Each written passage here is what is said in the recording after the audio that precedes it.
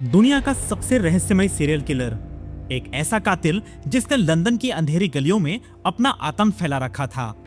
5 मौतें, 2000 से ज्यादा लोगों से पूछताछ और लगभग 300 से ज्यादा सस्पेक्ट्स। लेकिन आज 137 सालों बाद भी कोई नहीं जानता कि आखिर वो कौन था।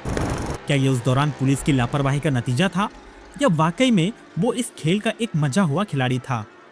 इन सभी सवालों के जवाब जानेंगे आज की इस वीडियो में दोस्तों, तो वीडियो को एंड तक जरूर देखिए, क्योंकि आज हम बात करने वाले हैं इतिहास के सबसे मशहूर और रहस्यमयी serial killer Jack the Ripper की। और जानेंगे कैसे इन घटनाओं से उसने पूरे लंदन शहर को मानो हिला कर रख दिया।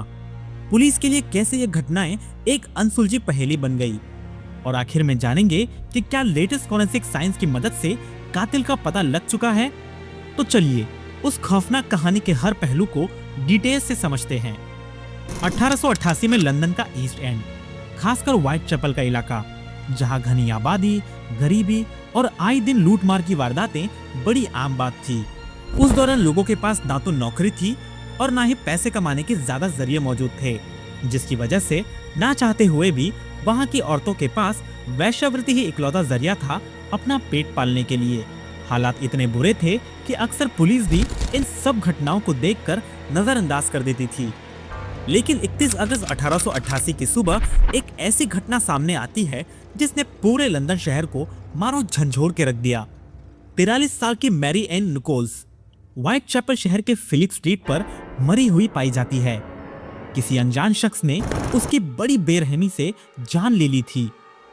उसे मारने का तरीका इतना घिनौना था जिसके डिटेल्स खुलकर बताना सही नहीं है दोस्तों।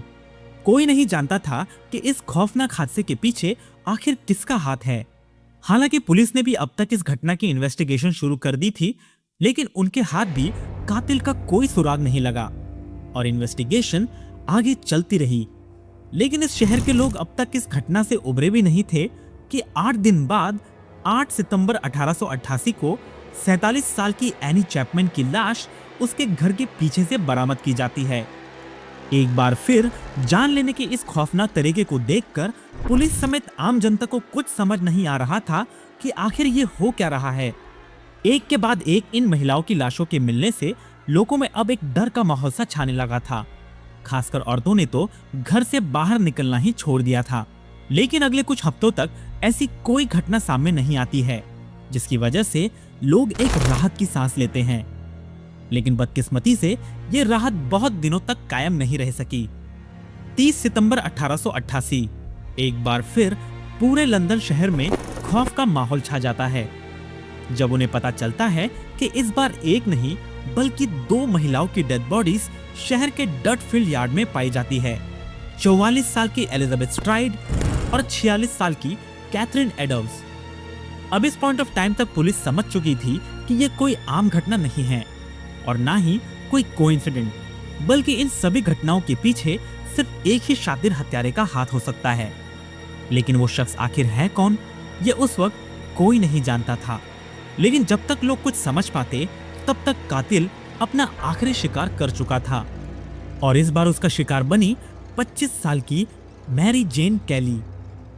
यानी सिर्फ 70 दिनों के अंदर 5 औरतों की दर्दनाक तरीके से हत्या कर दी जाती है, जिन्हें आगे चलकर कैनोनिकल 5 कहा जाने लगा। लेकिन ये हत्याएं किसने की, कौन था इन सब के पीछे, ये आज तक एक बहुत बड़ी मिस्ट्री बनी हुई है। इन घटनाओं को जिस तरीके से अंजाम दिया गया और जिस तरीके से पुलिस कातिल को पकड़ने में नाकामयाब रही, ये उस वक्त के मीडिया और अखबारों में एक सनसनीखेज टॉपिक बन गया था। हर कोई इस इंसिडेंट को कवर करना चाहता था। नतीजा ये हुआ कि उस समय मीडिया और पुलिस को इस इंसिडेंट से जुड़े कई सारे फेक लेटर्स मिलने लगे, जिनमें लोग इन सभी हत्याओं की जिम्मेदारी लेने का दावा करने लगे। लेकिन इन सब के बीच एक चिट्ठी ऐसी आती है जिसने आम जनता और मीडिया का ध्यान अपनी ओर खींचा, जिसका टाइटल था डियर बॉस। ये वही चिट्ठी थी जहां पहली बार एक मिस्टीरियस नाम सामने आता है, जिसे आज हम जैक द रिपर के नाम से जानते हैं।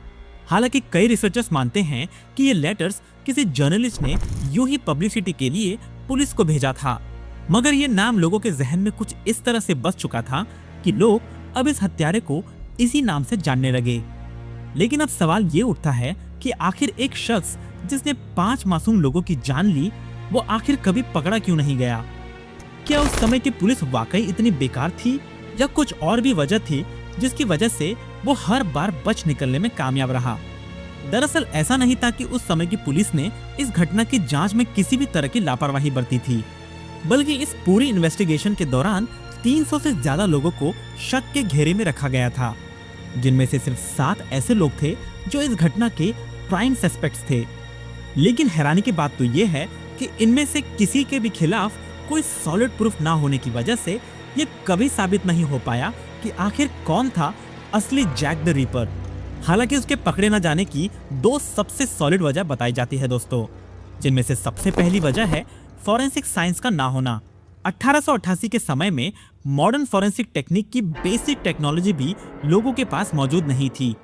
फिंगरप्रिंट इंप्रेशन जैसे बेसिक फॉरेंसिक प्रोसीजर भी सन 1900 में पहली बार इंट्रोड्यूस किए गए थे। आज की तरह उस समय ना तो डीएनए टेस्टिंग हुआ करती थी और ना ही ब्लड टाइपिंग मैचिंग जैसे एडवांस क्राइम एनालिसिस कॉन्सेप्ट हुआ करते थे। और यही वजह थी कि पुलिस के पास गवाहों के स्टेटमेंट्स के अलावा और कोई दूसरा ऑप्शंस नहीं हुआ करता था। और दूसरी सबसे बड़ी वजह बताई जाती है उस दौरान मीडिया द्वारा इस केस में की गई दखल अंदाजी। उस दौरान मीडिया ने इस पर्टिकुलर केस को काफी हद तक सेंसेशनलाइज कर दिया था। झूठी कहानी, फेक लेटर्स और गलत अफवाहों ने इस केस की इन्वेस्टिगेशन को बुरी तरह से इन्फेक्ट किया और पुलिस की इन्वेस्टिगेशन में एक बहुत बड़ा कंफ्यूजन को जन्म दे दिया। इन सभी वजहों से ये पता लगा पाना काफी मुश्किल हो गया था कि आखिर में कातिल था कौन। नतीजा ये हुआ कि पूरे 137 सालों तक ये एक अनसुलझा रहस्य बनकर रह गया। लेकिन फाइनली फरवरी 2025 में एक डीएनए रिपोर्ट सामने आती है जो ये दावा करती है कि उन्होंने जैक द रीपर के रहस्य से पर्दा उठा दिया है। यूके के रिसर्चर रसल एडवर्ड ने यह दावा किया है कि उन्होंने डीएनए सैंपल्स की मदद से ये पता लगा लिया है कि आखिर कौन था असली जैक द रीपर। उनके मुताबिक उन 5 महिलाओं की हत्या का जिम्मेदार कोई और नहीं बल्कि उन्हीं 7 सस्पेक्ट्स में से एक एरन कॉस्मिंस्की था। उनके मुताबिक ये सैंपल्स उन्होंने घटनास्थल में मिले कैथरीन एडोस के शॉल से कलेक्ट किए थे, जिनमें उन्हें कई सारे सीमेंस ट्रेसेस मिले थे, जिसका डीएनए एरन कॉस्मिंस्की के करीबी डिसेंडेंट से 100% मेल खाता है। तो क्या इसका मतलब ये है कि एरन कॉस्मिंस्की ही असली कातिल था? शायद नहीं। यूके के कोर्ट के मुताबिक शॉल में मिले सीमेंस ट्रेसेस सिर्फ सेक्सुअल कॉन्टेक्ट्स को कंफर्म कर सकता है, लेकिन क्या यह हत्या उसी ने की, यह पूरी तरह से कंफर्म नहीं किया जा सकता। इसीलिए एरन कॉस्मिंस्की को आज भी ऑफिशियली असली जैक द रीपर डिक्लेयर नहीं किया गया है और ये केस आज भी एक अनसॉल्व मिस्ट्री बनी हुई है। आपको क्या लगता है दोस्तों, क्या वाकई में एरन कॉस्मिंस्की ही असली जैक द रीपर था? कमेंट्स में जरूर बताइए। 137 सालों बाद भी ये कोई नहीं जानता कि उन 5 मासूम औरतों का असली कातिल कौन था। जैक द रीपर के इसी रहस्य ने उसे पॉप कल्चर का एक सेलिब्रिटी क्रिमिनल बना दिया। उस पर कई सारी फिल्में बनाई गई जहां उसे एक रहस्यमय मॉन्स्टर के रूप में दिखाया जाता है, जैसे 1976 में बनी जैक द रीपर, 1979 में बनी टाइम आफ्टर टाइम और अब बेनेडिक्ट कम्बरबैच की 2025 में आने वाली फिल्म जैक द रीपर। इन सभी फिल्मों ने उसे पॉप कल्चर आइकन बना दिया। तो आपके क्या थॉट्स है इस बारे में? कमेंट्स में जरूर बताएं।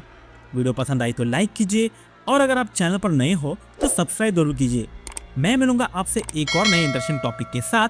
तब तक के लिए जय हिंद, वंदे मातरम।